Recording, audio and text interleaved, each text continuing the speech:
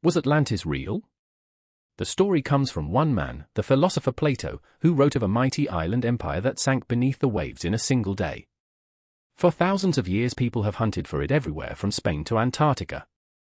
But most historians think Plato made it up, a moral fable about pride and downfall. Still, real sunken places exist, and a volcanic eruption did destroy a great Mediterranean culture around the same era.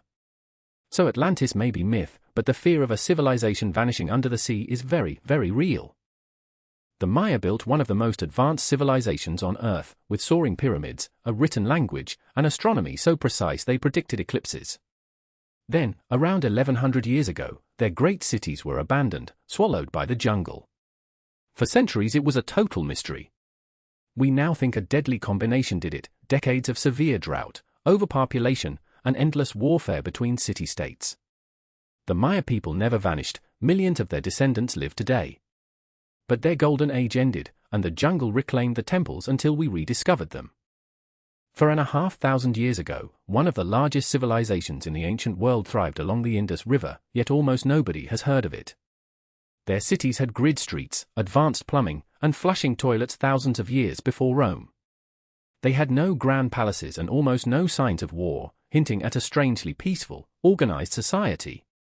Then they declined and scattered, possibly as a great river shifted and dried.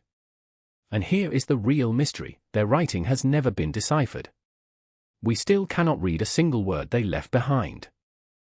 How did the people of Easter Island, one of the most remote places on Earth, carve and move nearly 1,000 giant stone heads? Some of these statues weigh as much as 80 tons.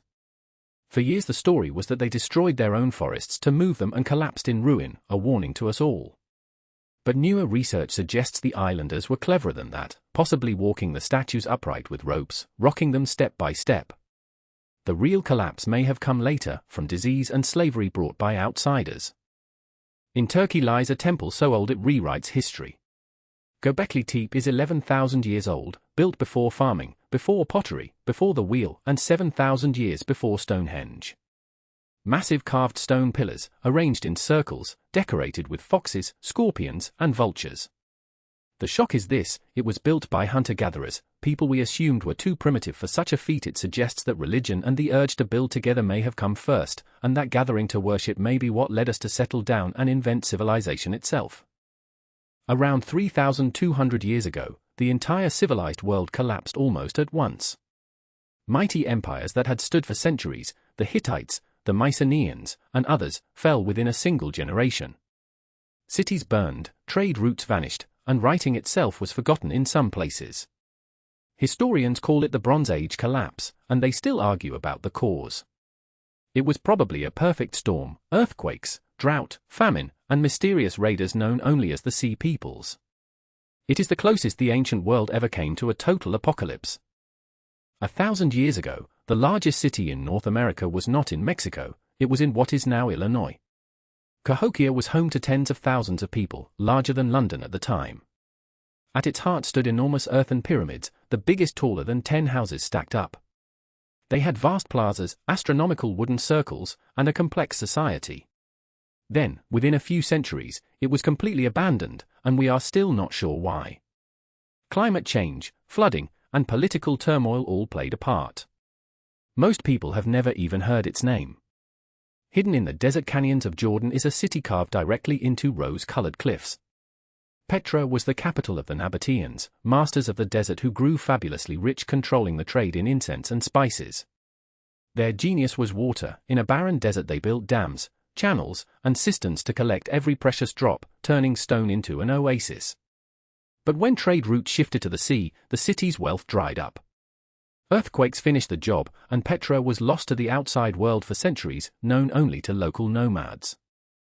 Deep in the jungles of Cambodia lies the largest religious monument ever built. Angkor was the heart of the mighty Khmer Empire, and at its peak it may have been the largest city on Earth, home to perhaps 1 million people when London had just 50,000. They built a staggering network of canals and reservoirs to tame the monsoon. But that same water system may have doomed them, as extreme floods and droughts broke it down. The jungle crept in, and the towers of Angkor Wat slept beneath the trees for centuries. So why do civilizations collapse? Looking across all of them, the same warnings appear again and again. Climate shifts and drought strike the food supply. Societies grow too complex and too fragile to adapt.